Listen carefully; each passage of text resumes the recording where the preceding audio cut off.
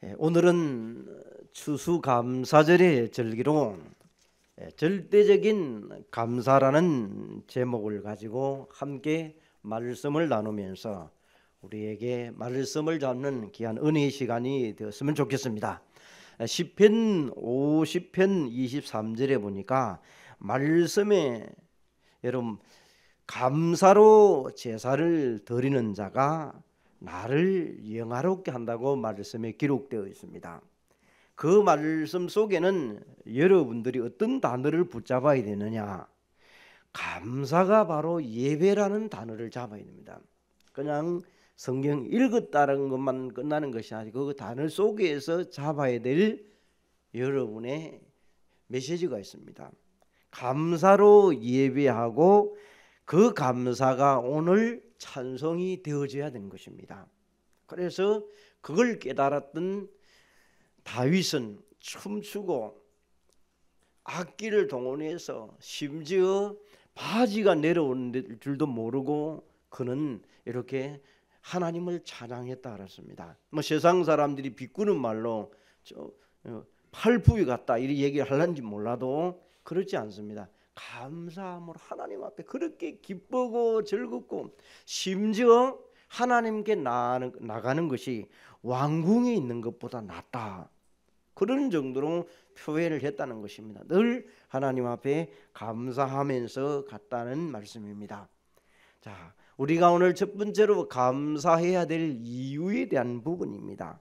육신적으로, 종교적으로, 상대적으로 또는 조건적으로 이런 부분 속에서 때로는 원망과 불평이 나오지 않고 감사로 이어지는 여러분 되시기를 바랍니다.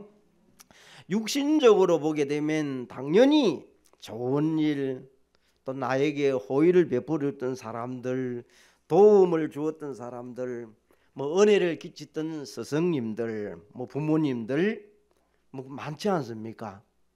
그런 것은 영원히 가지 않습니다.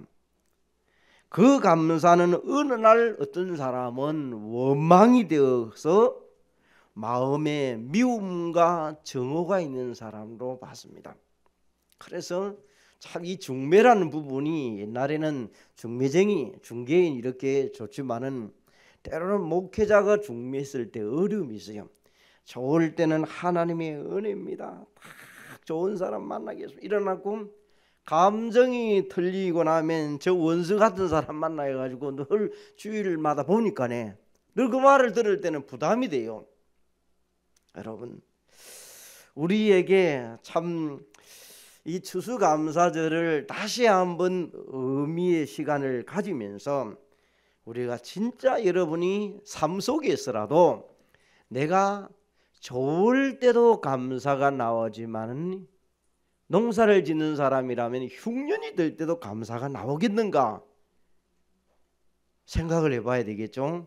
그럼 내가 자식이 좋은 대학에 가고 취업이 되고 내게 건강이 좋아지고 내 주위에 공돈이 생기고 이러면 사람들은 정말 감사를 이렇게 얘기를 해요. 근데 내게 슬픈 일이 생기고 힘든 일이 생기고 이런 부분을 하면 내게 찾아오는 것들이 상처와 원망과 분노들이 가족들의 나를 미워하는 이런 것들이 생기면서 감사보다 오늘 원망과 불평과 짜증이 더 나와버려요.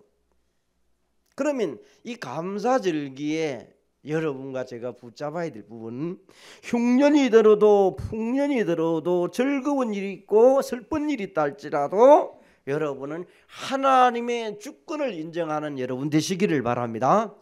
그래서 예수 믿는 사람들은 죽는 것이 아니고 천국으로 이사 갔다고 하면서 장례식에 슬픔을 달랩니다.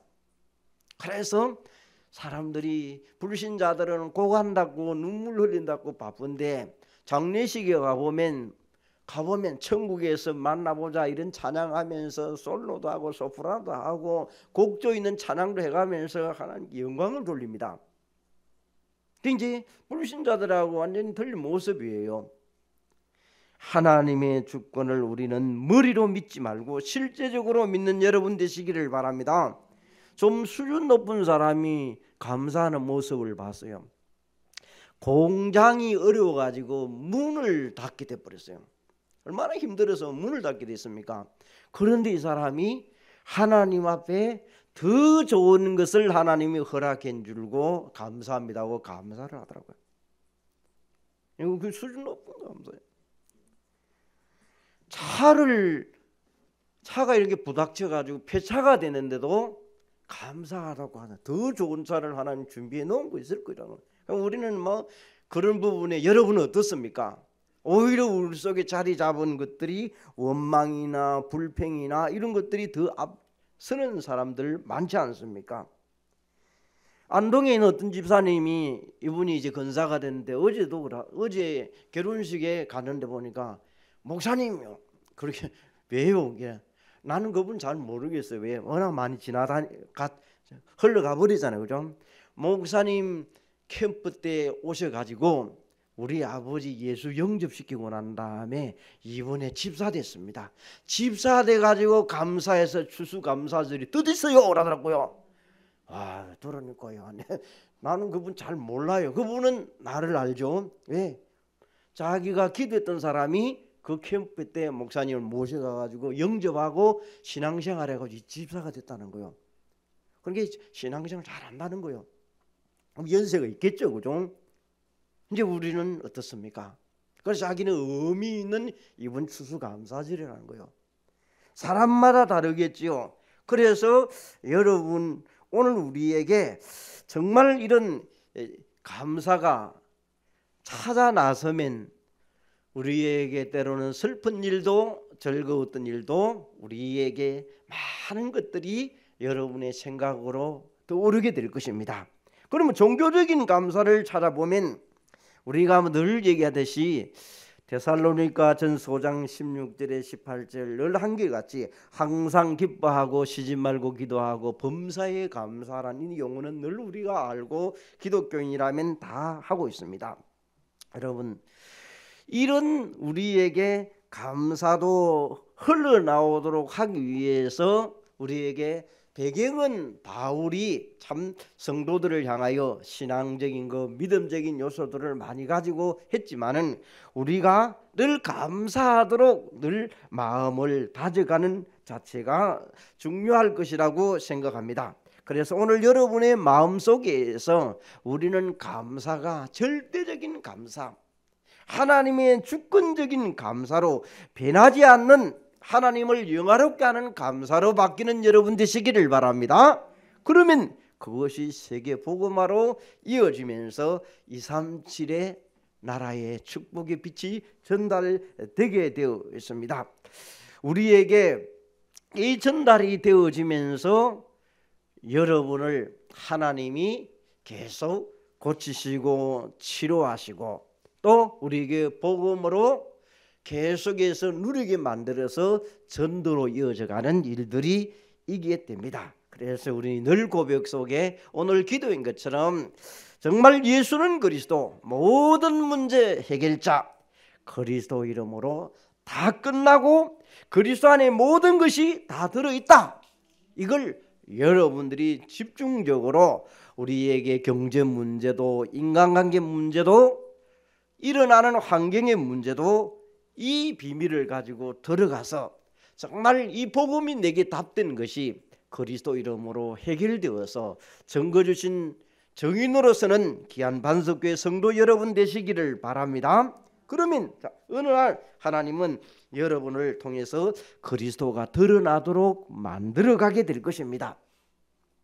세 번째로 보니까 상대적이고 조건적인 이런 감사가 나오는 사람들 보면 우리에게 여러분 내 옆집에 원수 같은 사람이 살고 있는데 초등학교 비교를 해봅니다. 자, 중학교도 될 수 있겠죠. 원수 집의 아들이 이번 시험을 쳤는데 수능을 쳤다 칩시다. 100점을 만점을 가지고 자, 원수 집의 아들이 80점을 맞았고 내 아들은 90점 맞아서 감사합니다. 이런 사람도 있어요. 그 원수 집보다 많이 맞았으니까. 그런데 그 다음에 시험을 쳤는데 원수 집의 아이는 100점을 맞고 내 자녀는 95점 맞아서 내 아이를 반 죽였던 그런 사례도 있습니다. 90점에서 5점 올랐어요. 그러는데도 원수 집에 있는 사람의 자식이 더 잘 쳤다고 내 아이를 반 죽여요. 그런 수준 낮은 그 사람도 있습니다. 그런 상대적인 감사로 늘 생각하면 안 돼요. 어떻게 하면 우리 아이들이 잘 자랄 수 있을까? 우리 교회에 내가 어떻게 하면 교회가 유익하도록 할 수 있을까? 일본 사람들은 생활적인 복음이 많아요. 복음을 잘 안 받지만은 복음적인 삶이 많아요. 얼마 전에 저 테러 보면서 텔레반에게 잡혔을 때 이제 사형을 당하는데 이분이 마지막으로 한마디 해라. 우리 한국 사람들하고 일본 사람하고 차이 비교를 딱 해놨더라고요. 나를 통해서 국가에 피해를 주어서 너무 죄송합니다. 일본 사람 그렇게 하더라고요. 내 때문에 나라가 피해를. 우리 한국은 뭐랍니까? 있는 돈 없는 돈 다 몰아가지고 국가에 욕 다 하고 다 하자말입니다. 왜 나를 안 건져주나? 테러범들이 저러는데 동원을 해야 되는데 이래가지고 막 대통령부터 시작 욕 다 해버려요. 그게 여러분 상대죠. 우리의 삶이 여러분이 정말로 예수는 그리스도라는 이 사실 앞에서 여러분이 절대적인 감사가 잡혀버려야 돼요. 그렇지 않으면 늘 변질돼 버려요. 뭐 문제 때문에 또 일어나는 환경 때문에 그리스도라는 이 부분은 환경이든 문제든 영향이 안 되어줘야 돼요. 그러면 우리의 결론은 예수 그리스도는 그분이 나와 함께 하시고 임마누엘 하시고 모든 부분에 함께 한다.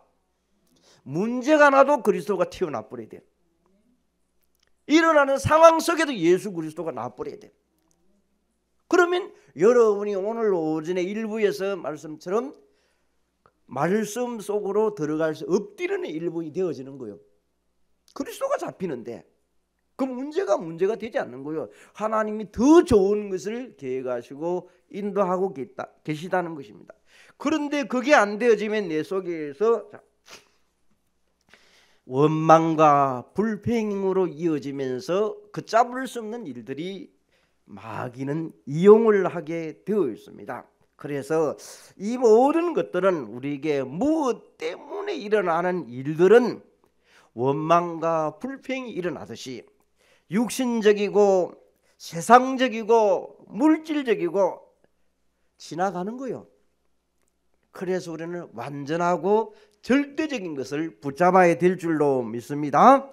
두 번째로 이제 3대 절기에 대한 말씀을 오늘 하고 있습니다. 자, 여러분 성경에 보게 되면 뭐 3대 절기 또 5대 제사 성막 이런 부분이 나옵니다.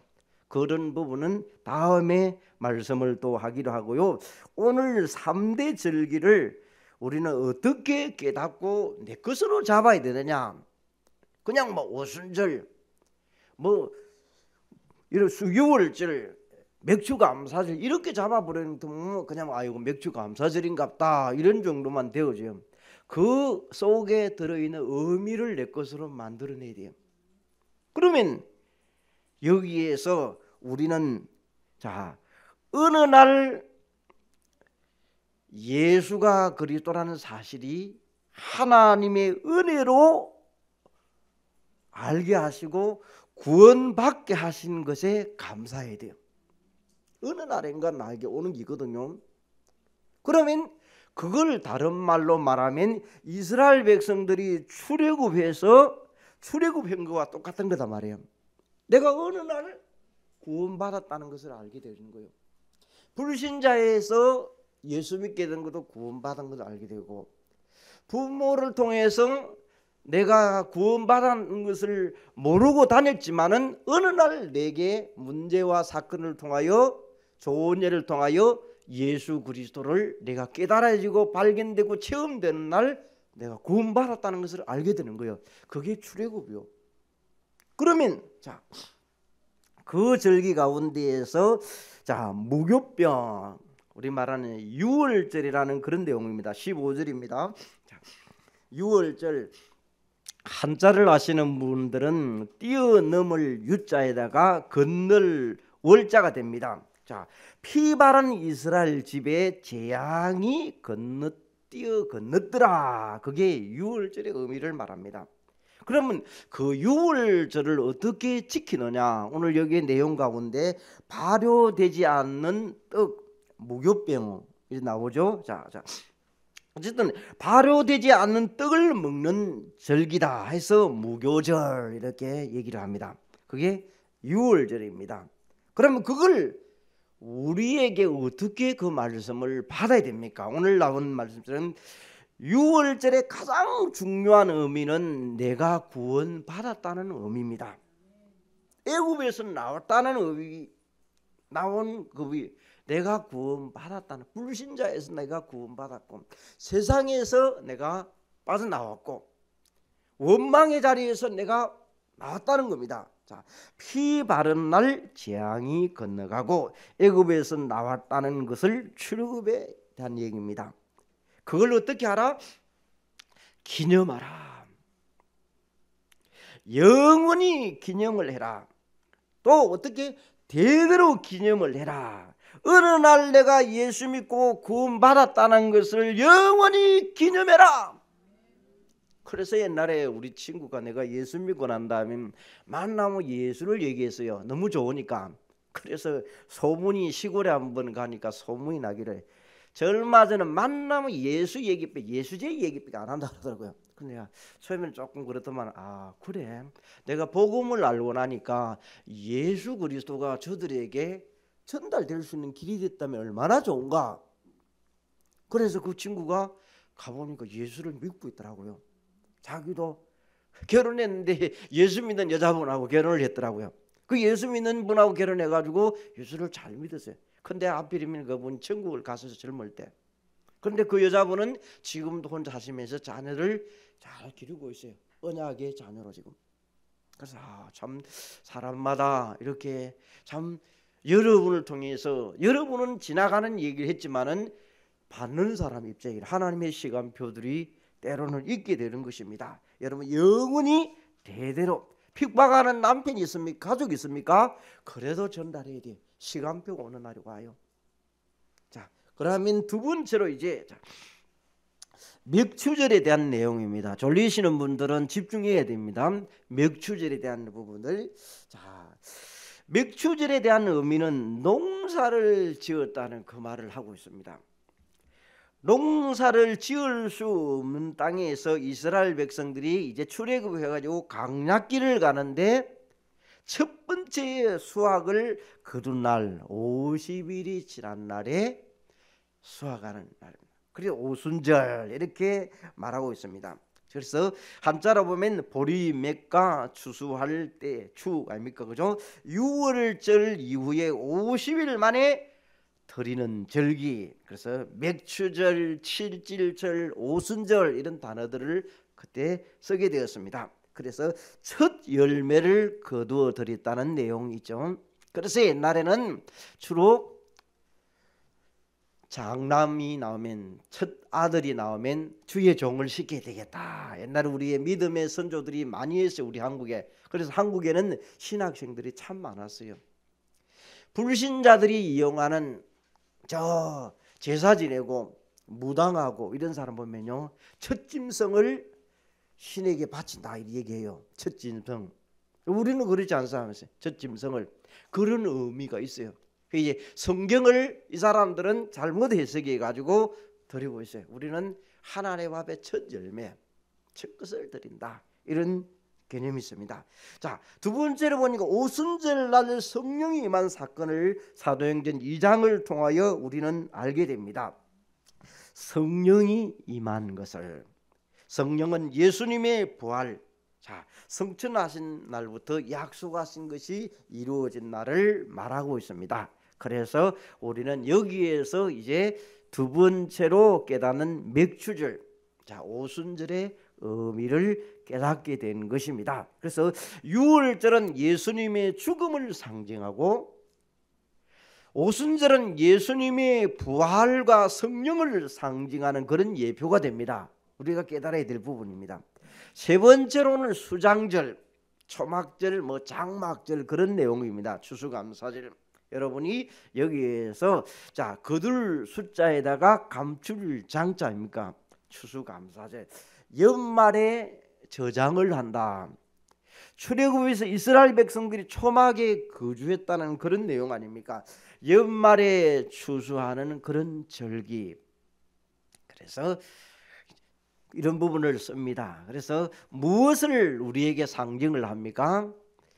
여러분, 말세 때에 예수님의 재림 때에 심판을 한다는 그런 것을 알려줍니다.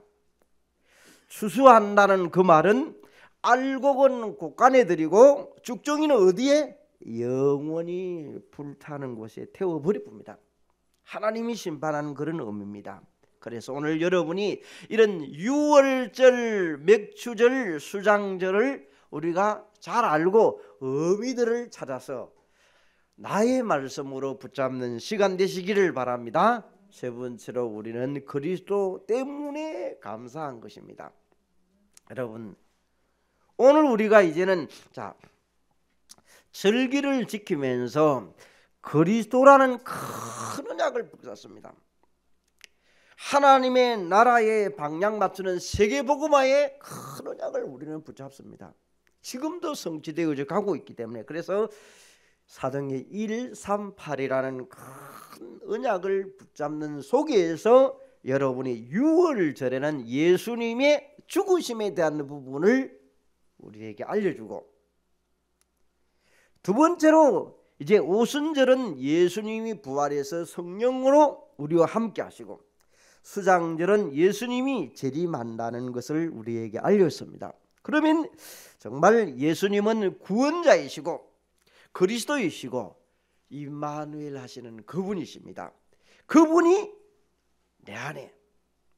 그래서 추수감사절에 그리스도라는 단어를 우리는 늘 깊이 묵상하면서 왕적인 그리스도, 선지자적인 그리스도, 제사장적인 그리스도, 기름 부음 받음의 역사가 여러분에게 일어나도록 여러분이 삶 속에 이어가면서 기도하는 것입니다.